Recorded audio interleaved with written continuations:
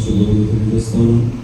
మరి ఇది దేవుడు మనందరికీ కూడా ఇచ్చిన ఆయుష్ని బట్టి, ఆరోగ్యం బట్టి, ముఖ్యంగా ఆయన సన్నిధిని బట్టి దేవుడికి వందనాలు చెల్లిస్తాను. మరి ఇది మనం కొంచెం మనం అందరూ కూడా కలిసి దేవునికి వాక్యంలో మనము గడుపుదాం. చిన్న ప్రారంభం తీసుకున్నాం. పరలోకమందు మా తండ్రి, మీకు వందనాలు స్తోత్రం ప్రభా. ఈ యొక్క సమయంలో ప్రభా ఈ స్థలాన్ని మమ్మలను ఆలోచన తలంపులను స్వాధీనపరచుకోండి. ఏది కూడా మాకు వేరే ఆలోచన లేకుండా మీ యొక్క సన్నిధిలో మీ యొక్క వాక్యంలో నివారణమై ప్రభా దానిలో ఉన్న సత్యాన్ని గ్రహించి మేమందరం కూడా మీకు మహిమకరంగా జీవించే కృపను దయచేయమని, మీ యొక్క నడిపింపును మాకు అనుగ్రహించమని ప్రభా తీసుకొస్తున్నాం, ప్రార్థించుకుంటున్నాం తండ్రి. మరి ఇది ఉదయకాలము అడుగుతాను. మరి ఈ లోకంలో మనందరికీ కూడా ఇద్దరు యజమానులు ఉన్నారు కదా, అవును కదా? ఎవరు వాళ్ళు? శుభ్రం. లోకంలో ఇద్దరు ఉన్నారు కదా మనం, అవునా?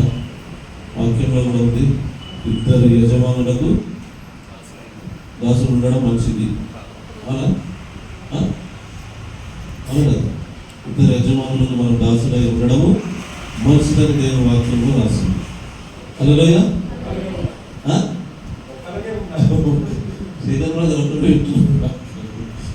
అయితే ఆ వాక్యానుసారంగా మనకు దేవుడు చెప్తా ఉంటే ఇద్దరు యజమానులకు మనము దాసులుగా ఉండొద్దని చెప్తా ఉంది వాక్యం.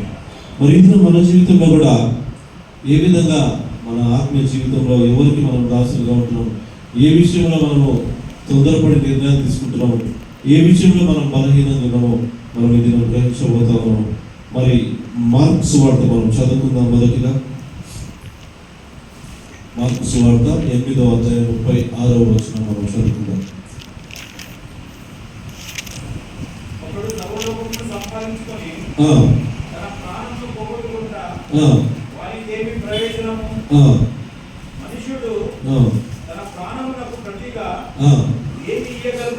తన ప్రాణములకు ప్రతిగా ఏమి ఇయ్యగలడు? అయిపోయింది కదా? మళ్ళొకసారి పైకి. ఒకడు పరలోకమును సర్వలోకమును సర్వలోకాన్ని అంతా కూడా చేసుకొని తన ప్రాణమును పోగొట్టుకుంటే వానికి ఏమి ప్రయోజనం? నిజంగా మన జీవితంలో మనల్ని మనం కూడా పరిశీలన చేసుకుందాం. దేవుని మనం స్వాధీనం చేసుకుంటున్నామా? దేవునికి మహిమకరంగా మనం జీవిస్తా ఉన్నామా? సర్వలోకాన్ని సంపాదించుకునే దీంట్లో మనము ప్రయాణం చేస్తున్నామా అనేది మనం ఈ దినం గమనించవలసిన విషయం ఉంది. దేవుడి దినము మనకు ఆ మాట ద్వారా దేవుడు మనల్ని దర్శించబోతా ఉన్నాడు. నిజంగా సర్వలోకాన్ని సంపాదించుకొని తన ప్రాణం పోగొట్టుకుంటే వానికి ఏమి లాభం అని వాక్యం చెప్తాను. మరి సర్వలోకాన్ని మేము ఏమి సంపాదించుకున్నామనే ఒక ఆలోచన మనకు మనగా లోపల మెదులుతుండొచ్చు మన హృదయాల్లో. మరి ఇక్కడ మనము ముందు మనం చూసుకుంటూ ఉంటే మనం ఏ విధంగా మనము ఇది చేస్తా ఉన్నాం అనేది మనం గ్రహించగలం. సర్వలోకాన్ని సంపాదించుకొని ఆ నిజమైన దేవుని ఆ నిత్య జీవాన్ని మనం మొదలు పెట్టుకునే రీతిలో మన ఆత్మీయ జీవితం మన ప్రయాణం సాగుతూ ఉందా అనే ఆలోచన మనకు ఇది ఆ గ్రహింపులోనికి రావాలని దేవుని యొక్క ఉద్దేశమై ఉంది. మరి వాక్యంలో మనం చదువుకున్నది నిజంగా సర్వలోకం అంటే మన చుట్టూ ఉన్న పరిస్థితులను దేవుడు చెప్తా ఉన్నాడు, ఎత్తుపట్టి చెప్తా ఉన్నాడు. మన కుటుంబంలో విషయంలో, బంధువుల విషయంలో, ఉద్యోగ విషయంలో, అన్ని విషయాల్లో మనం మనుషులను సంతోషపెట్టే వారిగా మనం ఉంటా ఉన్నాం, అవునా? ఉద్యోగంలో కూడా మనం అనుకుంటా ఉంటాం, సమయం దొరకకపోతే, లీవ్ దొరకకపోతే చర్చనైనా వదిలేస్తాం, కానీ ఆ యజమానునికి మనము మంచిగా పెట్టుకోవాలనే ఒక ఆలోచన మనం కలిగి ఉంటాం కదా, అవునా? ఉద్యోగ విషయంలో కూడా మనం ఊహించకుండా దేవుడు మన జీవితంలో గొప్ప కార్యం జరిగిస్తాడు. కానీ మనుషుడు యజమానులతో మనం మంచిగా ఉంటే ఉద్యోగం మనకు స్థిరం అని మనం అనుకుంటూ ఉంటాం కదా, చాలాసార్లు మనం అనుకుంటాం. కానీ ఆ యొక్క ఉద్యోగాన్ని పెట్టడము తీయడము దేవుని ఆధీనంలో ఉంది. హల్లెలూయా. మనం నిజంగా యజమానులకు లోబడాల వాక్యం చెప్తా ఉంది, కానీ మనము దానికి మించి చేస్తూ ఉంటాం కదా. ఈ విషయంలో ఏంటంటే ఉద్యోగ విషయంలోనే, సంఘ విషయంలో, ఈ రెండింటిలోనే మనం క్లారిటీ చేసుకోవచ్చు. ఒక్కొక్కసారి మనకు సమయం దొరకదు, లీవ్ దొరకదు, మన మీటింగ్స్కి రాకుండా ఉంటాము, ఒక్కొక్కసారి సండే చర్చ్కి కూడా రాకుండా ఉంటాం. ఆ విధంగా ఈ వాక్యంలో దేవుడు మనతో మాట్లాడుతూ ఉన్నాడు. అంటే ఈ లోకం అంతా సంపాదించుకొని నీ ప్రాణం పడుకుంటుంటే నీకు ఏమి లాభం అని మనందరినీ కూడా దేవుడు అడుగుతా నిజంగా మన జీవితంలో ఈ చిన్న చిన్న పొరపాట్లు మనం చేస్తూ ఉంటాము, దాన్ని మనం వెనక్కి తీసుకుని వెళ్ళిపోతూ ఉంటాం కదా. మన వాక్యం నేను నిలబడి వాక్యం చెప్తాను, కానీ నేను చేసే పొరపాట్లు కూడా నేను వెనక్కి చేసుకొని ముందుకు వస్తూ ఉంటాం. కానీ ఇది దేవుడు మరొకసారి మనల్ని జ్ఞాపకం చేస్తా ఉన్నాడు. ఏంటంటే ఈ సర్వలోకాన్ని నువ్వు సంపాదించుకునే ప్రయాసపడుతున్నావా, లేదంటే నిత్య జీవము కొరకు నిలబడాలనే ఒక నిర్ణయం తీసుకుంటున్నా అనే ఒక ఆలోచన దేవుడు మనకు అనుగ్రహిస్తా ఉన్నాడు. హల్లెలూయా. మరి మొదటిగా మనం చూసుకుందాం, ఆదికాండము 25వ వచనానికి మనం వెళ్ళిపోదాం.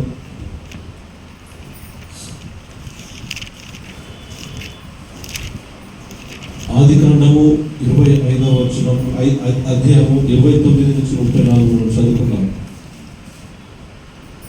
ఆదికాండము 25వ అధ్యాయము 29 నుంచి మనం చదువుకున్నాం. 29 నుంచి. ఒకనాడు యాకోబు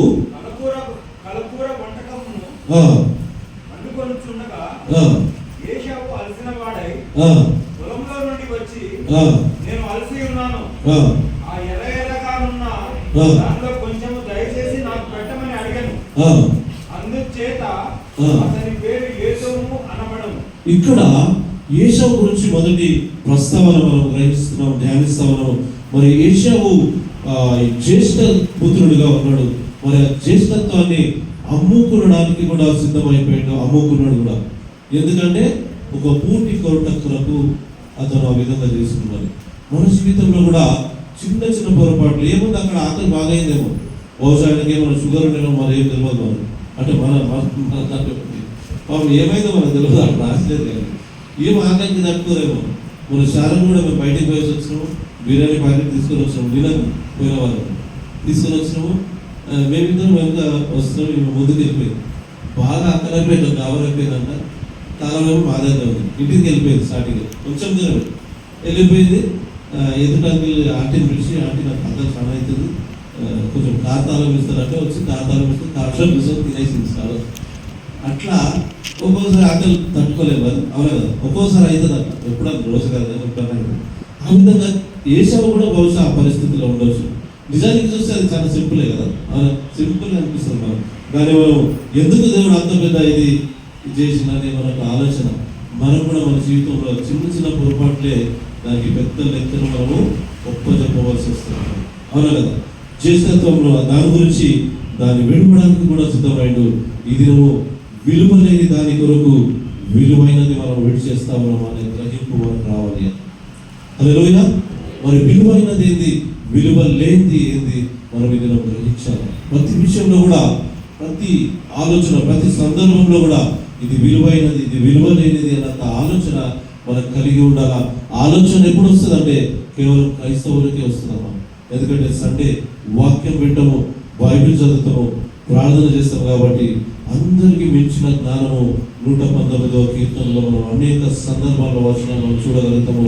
వృద్ధుల కంటే, జ్ఞానుల కంటే ప్రతిదీ కూడా ఉన్నతమైన జ్ఞానము దేవుడు మనకి ఇస్తాడు. హల్లెలూయా. మరి ఏశావుకి అప్పటికి బైబిల్ లేదు, వాక్యం లేదు, ప్రార్థన లేదు, ఏది కూడా లేదు. కానీ నీకు నాకు దేవుడు అనుగ్రహించాడు. హల్లెలూయా.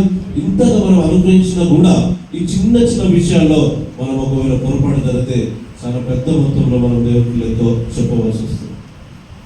మరి ఇది ఆ ఏశావు ఆకలి తట్టుకోలేక జ్యేష్ఠత్వాన్ని వదలడానికి సిద్ధమైనడు.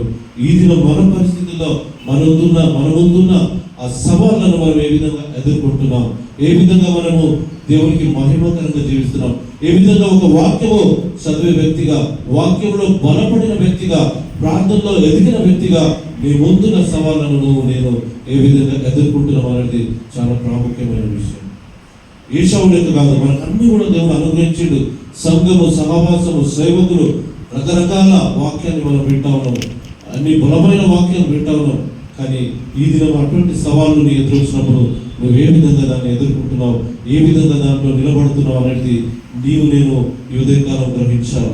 మరి ఆ యొక్క ఆకలి గురించి తట్టుకొని ఆ వ్యక్తి కేవలము దేవుడు ఆయన పట్ల ఉన్న ఉద్దేశాలన్నీ కూడా ఫెయిల్ చేసుకున్నట్లుగా చూస్తా ఉన్నాను. నేను ఎప్పుడు కూడా అదే ప్రార్థన చేస్తూ ఉంటాను. అంటే ప్రభా, పుట్టినరోజు ఉంది, నూతన సంవత్సరం ఇచ్చిన ప్రభా, ఈ నూతన సంవత్సరం ఆ బిడ్డ గురించి నువ్వు ఏమైతే ప్లాన్ సెట్ చేసి పెట్టినావో అదంతా కూడా బిడ్డ పొందుకోవాలి. హల్లెలూయా. ఎందుకు పొందుకోవాలా? వాక్యంలో ఎదగాల, ప్రార్థనలు ఎదగాల, దేవుని చిత్తం ఏదో, దేవుడు ఏం చేయబోతున్నాడు అనేది తెలుస్తుంది మన జీవితంలో. అవును కదా? దేవుడు ఏం చేయబోతున్నాడు. చాలా మంది అంటూ ఉంటారు దేవుడు మాట్లాడుతున్నాడు, అవన్నీ ఓకే, అది కాదని అంటలేదు. కానీ నువ్వు ఎప్పుడైతే ప్రార్థనలో వాక్యంలో ఎదుగుతుందో నీ ఆలోచనలే దేవుని ఆలోచనలే ఉంటాయి. హల్లెలూయా. దేవుడు సంపూర్ణంగా నేను స్వాధీనంలో తీసుకుంటాడు. నీ మాటలు, నీ ప్రవర్తన, నీ యొక్క నిర్ణయాలు చాలా గొప్పవిగా ఉంటాయి. దేవుని యొక్క ఉద్దేశము కలిగిన నిర్ణయాలుగా నీవి నావి ఉంటాయని దేవుని యొక్క వాక్యం సెలవిస్తా ఉంది. ఆయన చేసిన యొక్క పొరపాటు దేవుని యొక్క ఒడంబడికలో పెళ్ళైపోయినట్లుగా చూస్తా ఉన్నాం. దేవుని యొక్క ఒడంబడిక వారిని పుట్టించింది, వారిని చేసింది దేవుడు గొప్ప ఉద్దేశం కలిగి చేసిండు. ఇది నిన్ను నన్ను కూడా, మన పిల్లలను కూడా దేవుడు ఒక మంచి ఉద్దేశముతో పుట్టించినట్లుగా మనం గ్రహించాలి. 29:11 కూడా ఎప్పుడు కూడా కనిపిస్తూ ఉంటారు. ఆ వాక్యంలో కూడా అదే ఉంటుంది.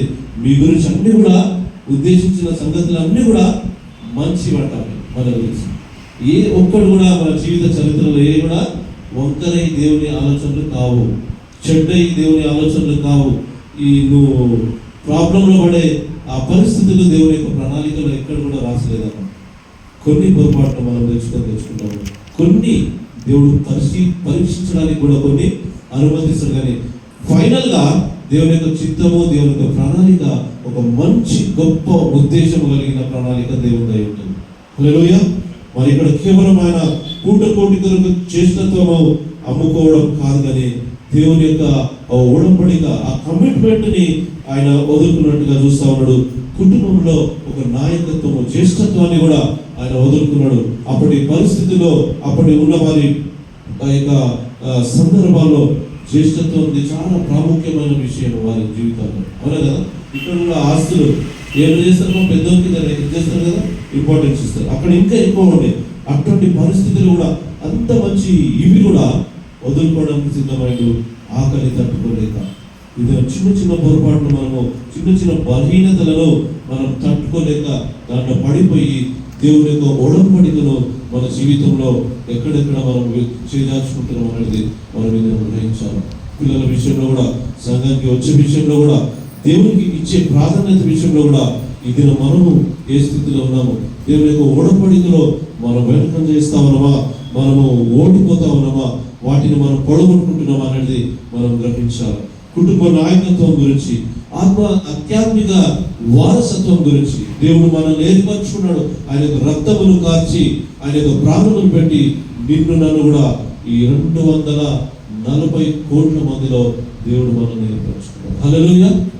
అటువంటి పరిస్థితుల్లో అంతమంది జనాభాలో ఇది నిన్ను నన్ను కూడా తన బిడ్డలుగా, తన సొత్తుగా దేవుడు ఏర్పరచుకొని నాకు ఇచ్చిన ధన్యతలో మనం ఏ విధంగా మన నిర్ణయాలు ఉన్నాయి, ఏ విధంగా మన ప్రయాణం కొనసాగుతుంది అనేది మనము గ్రహించవలసిన విషయం.